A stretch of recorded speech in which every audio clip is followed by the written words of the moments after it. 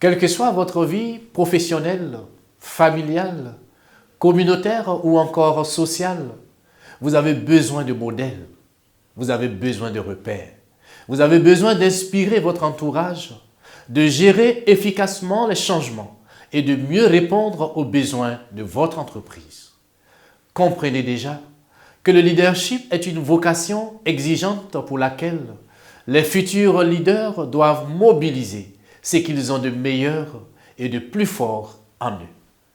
Autrement dit, le leadership, c'est cette capacité qu'a un individu à aider chacun à réussir ce qu'il est capable de faire, établir une vision pour l'avenir, encourager, guider, établir et entretenir des relations réussies.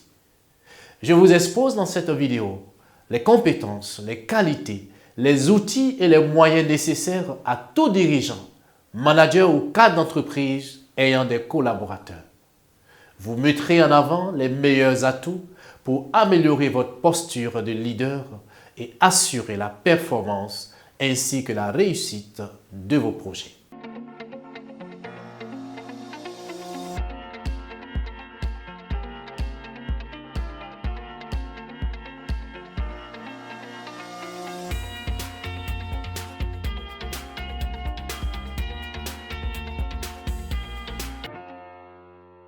Bonjour chers abonnés et vous qui me suivez sur la toile.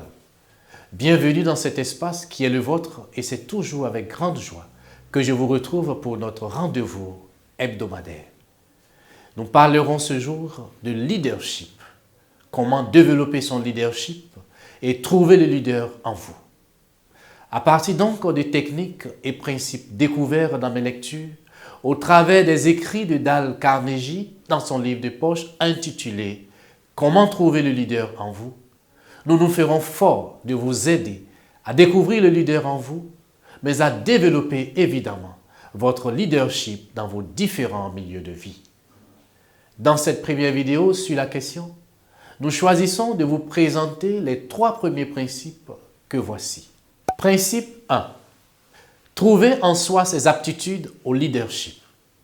Il s'agit pour chacun d'entre vous d'identifier ses propres qualités, ses talents et les laisser s'épanouir en lui, comme qualité de leader, car il existe plusieurs façons d'être un leader dans la mesure où tout dépend de la personnalité.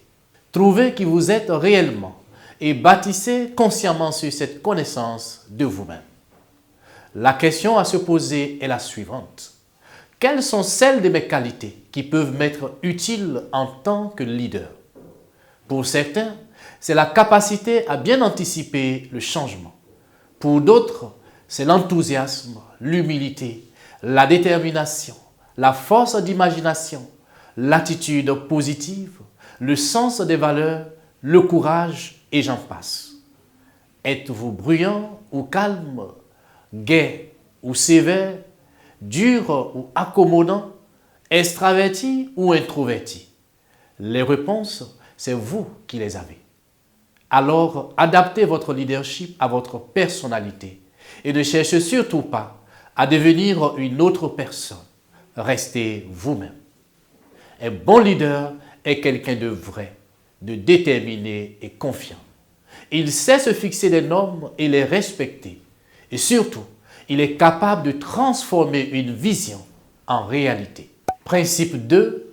Communiquer plus efficacement.